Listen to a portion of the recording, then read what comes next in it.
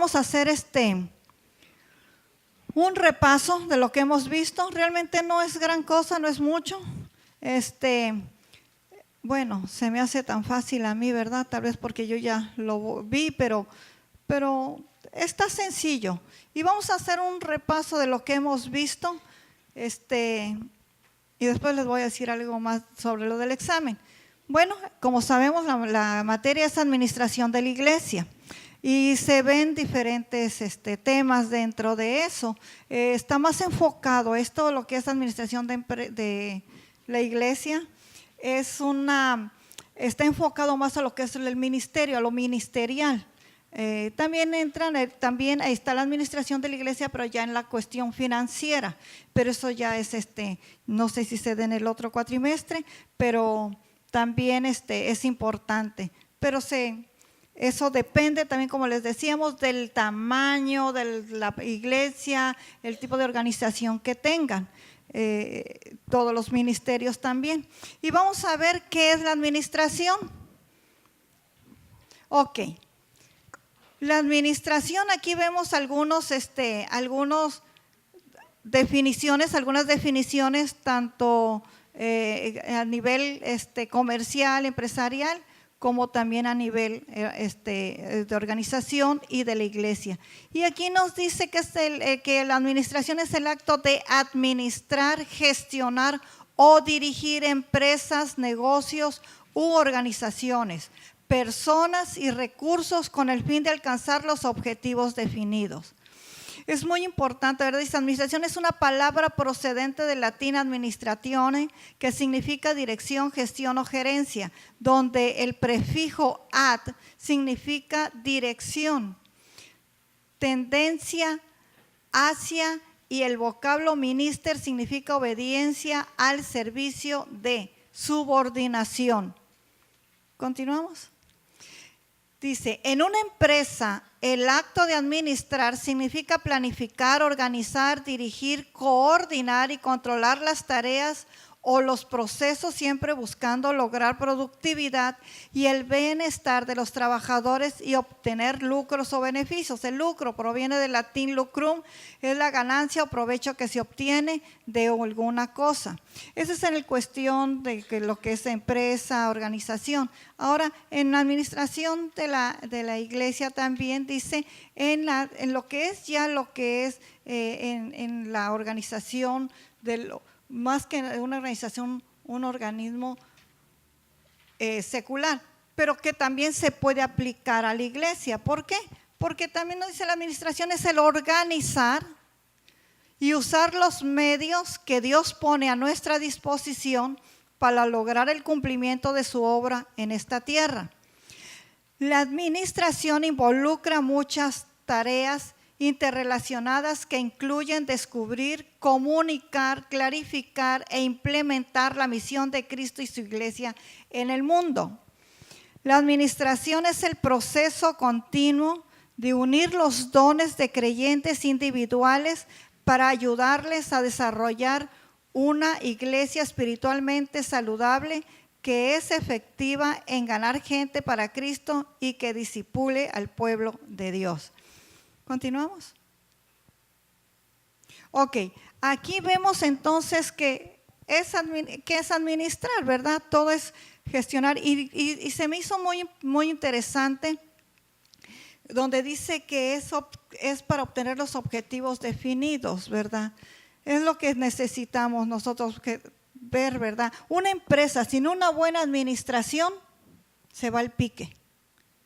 Cualquier empresa, negocio, incluso la misma casa, en nuestro mismo hogar, si no tiene una buena administración en todos los sentidos, no funciona, no es funcional, ¿verdad?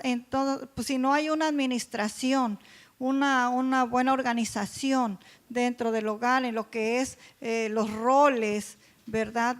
Que hay dentro del hogar, no va a funcionar. No hay una buena organización en el área financiera, no va a funcionar. Lo mismo en la iglesia, si no están en orden y no hay organización en una iglesia, no va a funcionar también. Y si funciona, va a funcionar mal.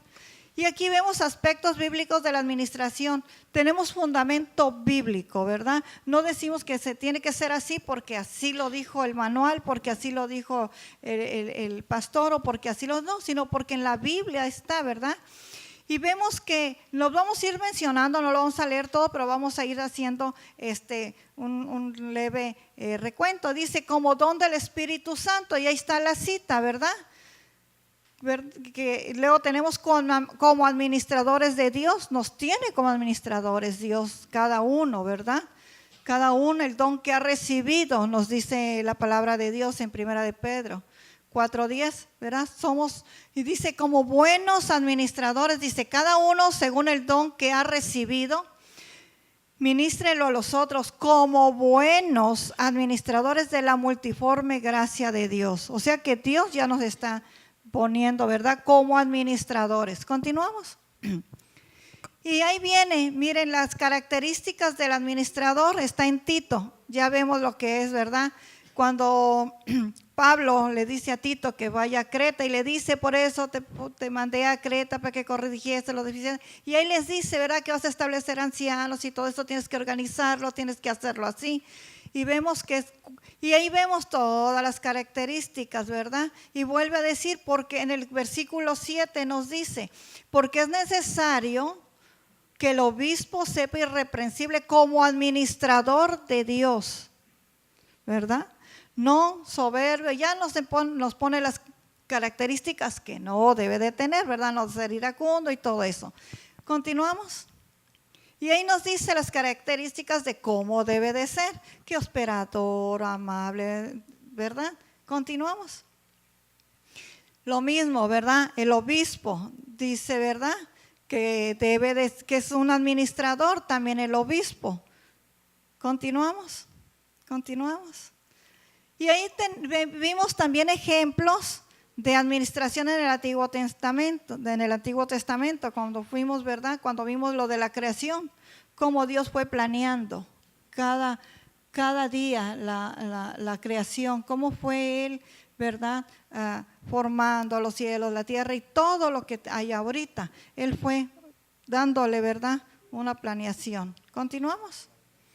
En el pueblo de Israel, ¿se acuerdan también cuando Moisés estaba en el desierto y que llega y que está atendiendo los asuntos de los hermanos, pero que Jetro llega a su suegro y le dice, no, vas a desfallecer, no está bien que lo hagas tú solo, tienes que poner personas que te ayuden y así, ¿verdad?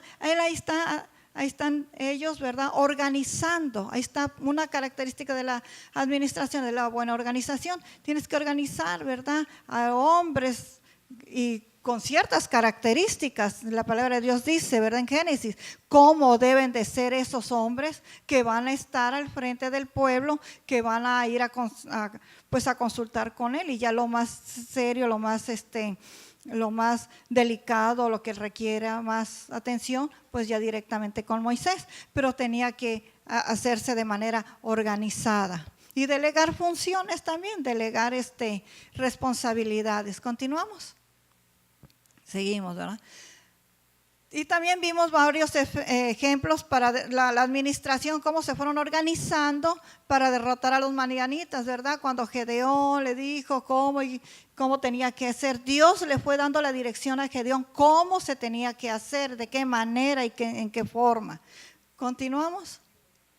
En la construcción del templo también ahí vemos, ¿verdad? Cuando David quería construir el templo, pero que Dios le dijo que no, que lo iba a construir su hijo Salomón. Y fue dando características, ¿verdad? De qué manera lo tenía que hacer, de manera organizada, de manera planeada, de manera como se tenía, con pasos y características. No podía hacerlo como él quisiera, ¿verdad? Sino como Dios había dicho que tenía que hacerse. Continuamos. Y vimos también ejemplos en el Nuevo Testamento. Y ahí nos va diciendo, ¿verdad?, que debemos de ver primero y considerar todo lo que se va a hacer antes de ponerlo, llevarlo a cabo. Lo vemos en Lucas, ¿verdad? Y ahí nos está diciendo, ¿verdad?, ¿quién de vosotros, ¿verdad?, debe primero sentarse y ver? Continuamos. En la iglesia. Allá en la iglesia también nos está diciendo, así que los que recibieron su palabra fueron bautizados y se añadieron aquel día como 3,000 personas. Y perseveraban en la doctrina de los apóstoles, en la comunión unos con otros, en el partimiento del pan y en las oraciones. La vida de los primeros cristianos nos dice que, ¿se acuerdan? Ahí viene cuando Ananías, cuando Zafira y Ananías, cuando mintieron, ¿verdad? Que habían vendido la heredad y llegaron y sustrajeron una parte y dijeron que habían vendido en tal cantidad de eso. No hubo honestidad, no hubo claridad. ¿Y que vino? Juicio de parte de Dios, sí. Se murieron, ¿verdad? ¿Por qué? Porque él le dijo, no le estás mintiendo al hombre, le estás mintiendo al Espíritu Santo. ¿Se acuerdan cuando vimos eso? Continuamos. En lo económico, vimos también cuando la parábola de las 10 minas, ¿verdad? Y dijo una verdad cuando estaba cerca, ¿no? Dice que cuando se fue y les dio sus talentos también, ¿se acuerdan? Y les dijo, unos les dio a 10, otros 5 y uno, y que no. Aquí está diciendo, y lo podemos ver, puede ser también tanto en lo económico como en los dones, ¿verdad? ¿Por qué?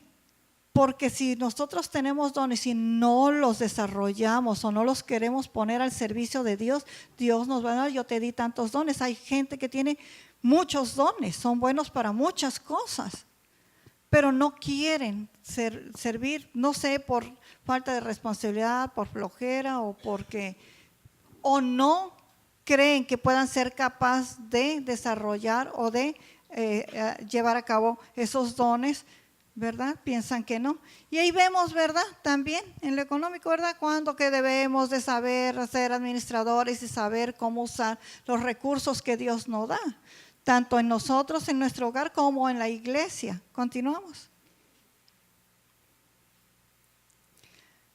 También vemos las consecuencias de una mala administración. Cuando hay una mala administración, ¿qué sucede?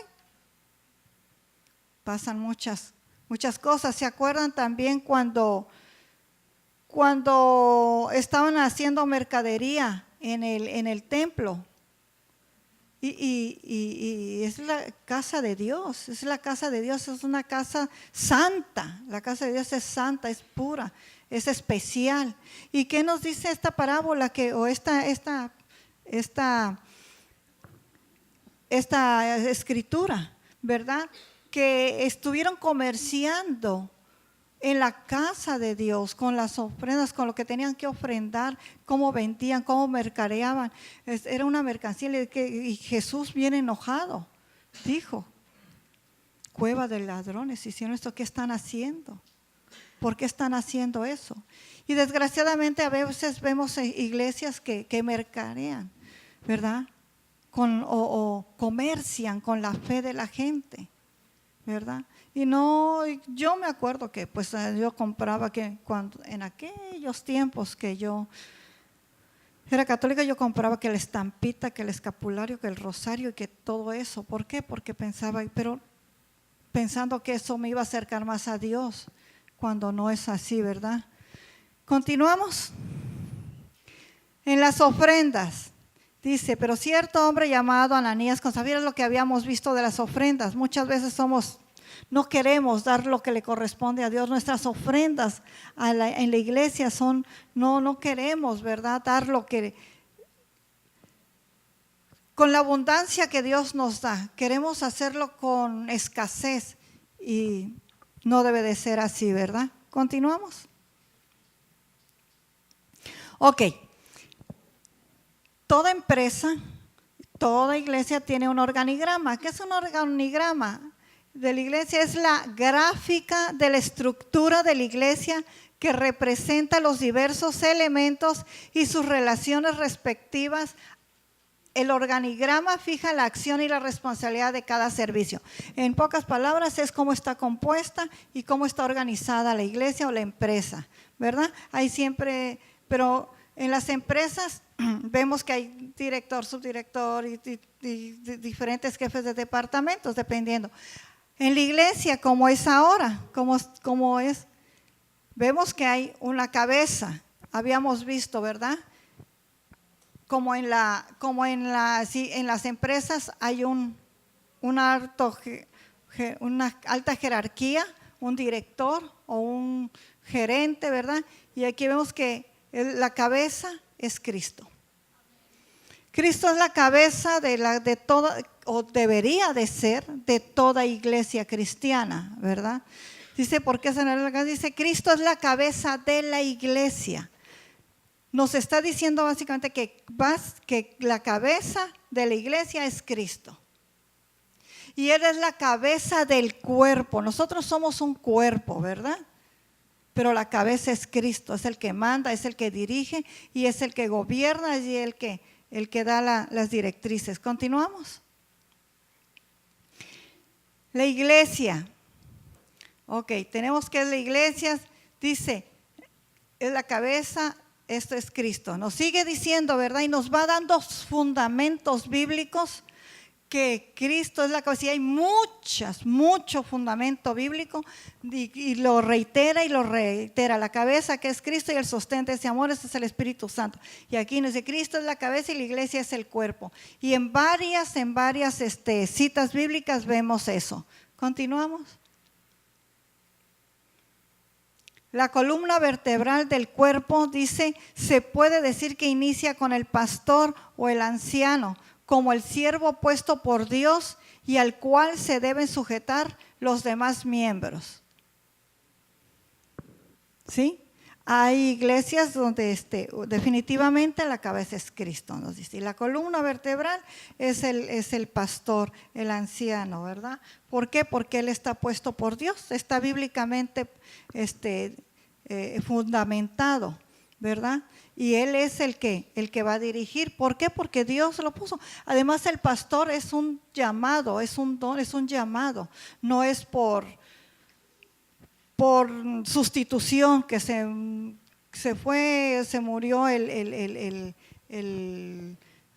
pastor y pues no, se fue o no sé qué pasó con el pastor. Bueno, pues queda la esposa o queda el hijo o queda el sobrino. No, es por llamado, ¿verdad? Y aquí vemos entonces en el organigrama de la iglesia Cristo y el pastor y luego todo lo demás. Continuamos. Es lo que comentábamos. No todas las iglesias tienen la misma cantidad de ministerios. Todo depende del tamaño de la organización, ¿verdad? De la iglesia. Hay iglesias muy grandes, iglesias medianas, otras pequeñas. Y dependiendo es como va a estar organizada la iglesia. Continuamos. Vamos a ver los ministerios y departamentos de la iglesia. Lo mismo, volvemos a decir, es necesario organizarnos, dice, es necesario organizar departamentos y ministerios en la iglesia para cubrir las necesidades adecuadamente y provocar un crecimiento maduro y sólido en los miembros.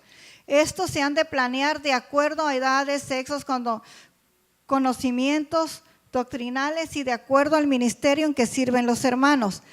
Dice, es importantísimo no crear más o menos departamentos de lo necesario, sino el número de departamentos que se ocupen. Cada departamento o ministerio deberá contar con 2 líderes para cubrir urgencias. ¿Sí? ¿Es entendible eso? Por ejemplo, no sé, en el caso de el pastorado, hay pastor y en algunas iglesias hay copastor. Cuando se va o pastor asociado le llaman también, cuando el pastor tiene que salir o una emergencia, queda el copastor o el pastor asociado, ¿verdad? Para que no quede ausente y quede en lugar de él y no quede descubierta la iglesia. ¿Continuamos?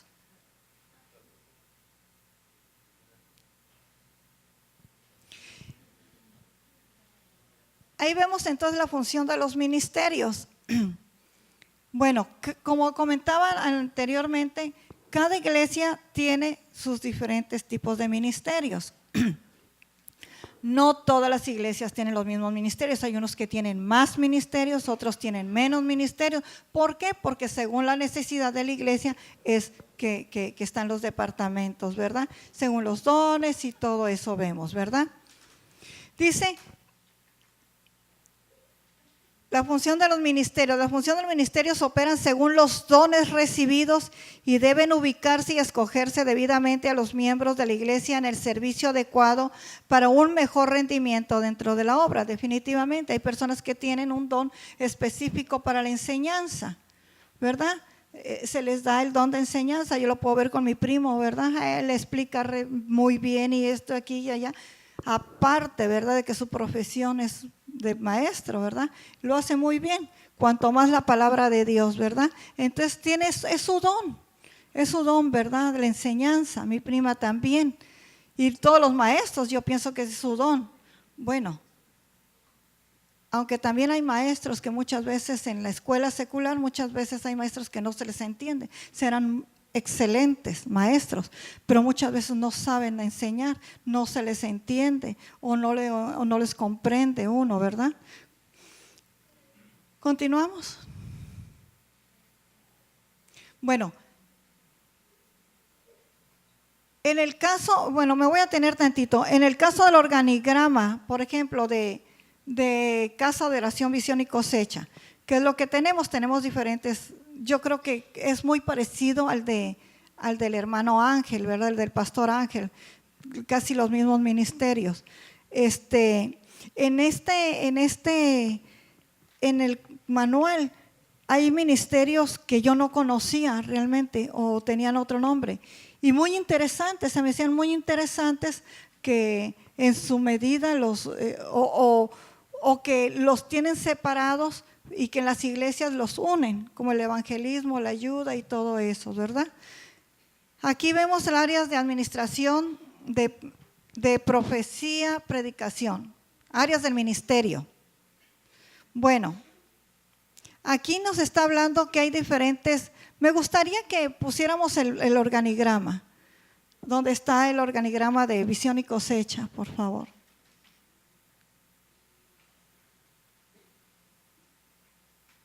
Ok, vamos enfocándonos a lo que es nuestra iglesia, que es tamaño promedio, me supongo, ¿verdad? Es tamaño promedio. Sabemos si los hermanos del pastor Ángel tienen algún otro ministerio, si fueran tan amables de decirnos, ¿verdad?, qué otro ministerio aparte de estos que tenemos nosotros tienen ustedes. Por ejemplo, tenemos a Cristo primero, ¿verdad? Es nuestro jefe, nuestro guía, nuestro consejero, es el que dirige. Luego sigue el pastor, ¿verdad? Yo quiero hacer un énfasis en el pastor. El pastor, cuando yo me quiero referir al pastor, me quiero referir no solo a lo que es el pastor hombre individuo, sino pastor es la familia en sí. ¿Por qué? Porque tiene su ayuda idónea, ¿verdad? Tiene sus hijos, que son parte del ministerio también. Al menos aquí, el pastor, pues está el pastor, está su esposa, están dentro del ministerio, están sus hijos, están en el ministerio. O sea, aquí vemos que están también, ¿verdad? Y sabemos que por lo general el requisito para un pastor es que sea casado. Por lo general casi siempre es así, ¿verdad? Lo dice la palabra de Dios, es hombre de una sola mujer y todo eso. Y nos da indicado que debe de ser casado, entonces tiene una familia el pastor.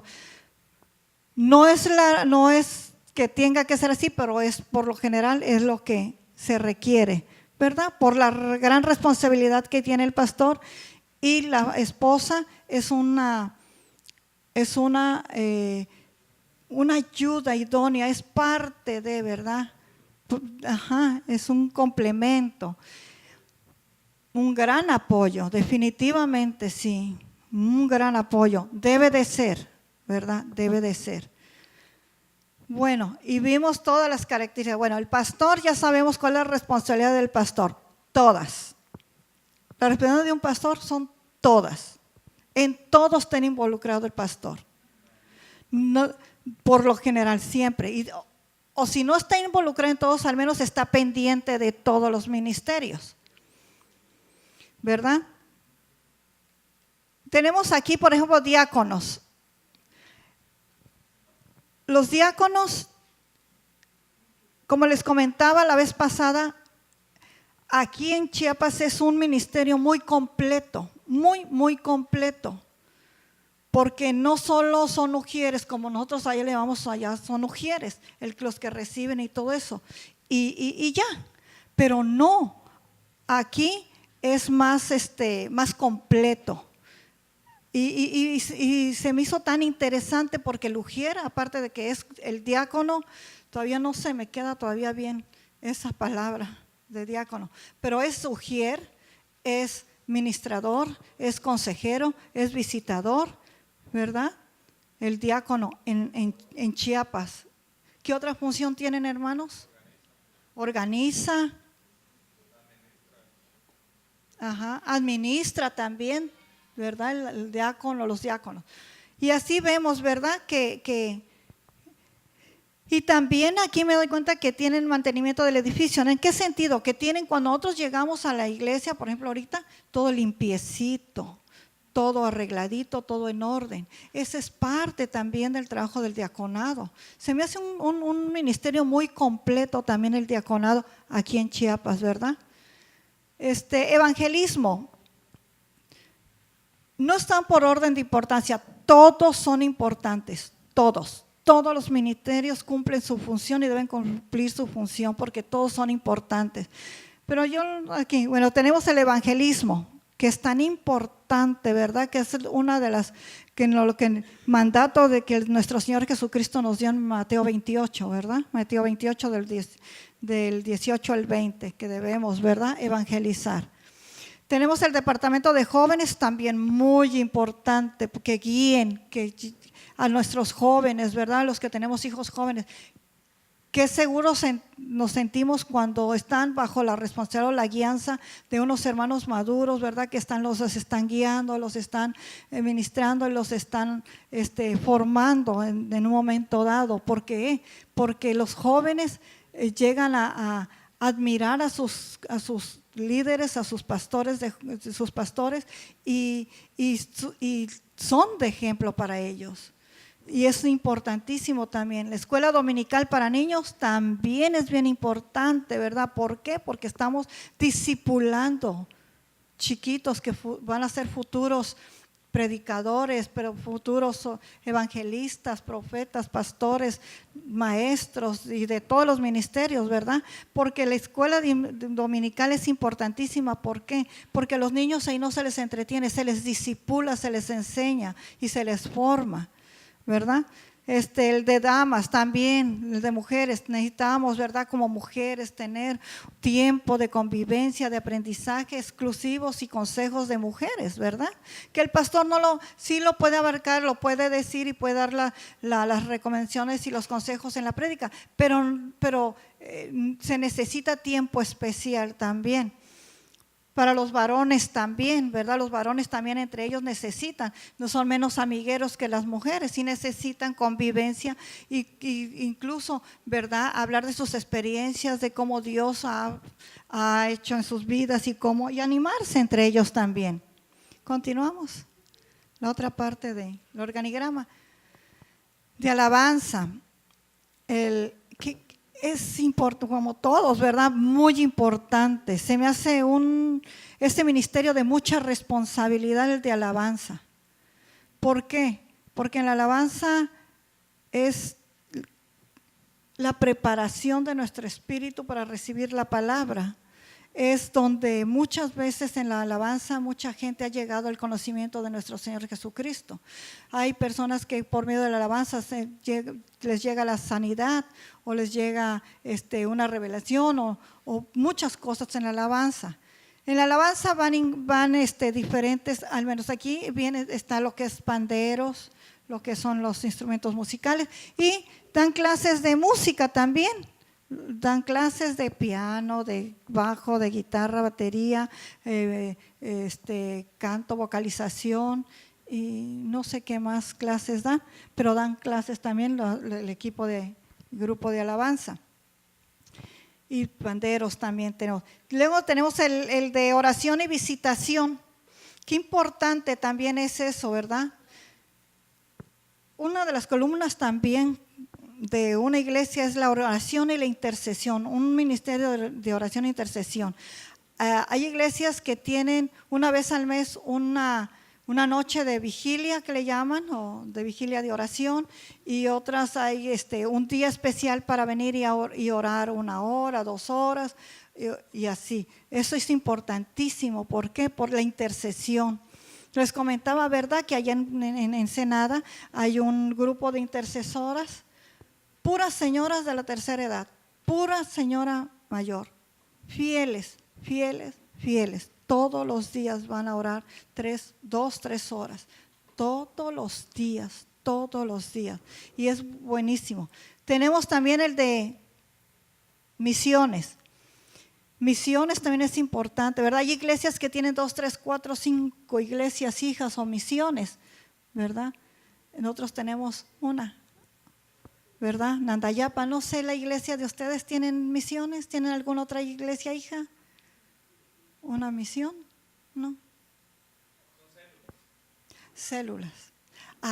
Ese es un ministerio muy bueno también, el de células. Eso nosotros también lo hacíamos allá en Baja California. El seminario teológico, gracias a Dios, ¿verdad? Gracias a Dios por el seminario teológico, porque ahí aprendemos, nos capacitamos, ¿verdad? Y matrimonios. No es el último, pero matrimonios es importantísimo también.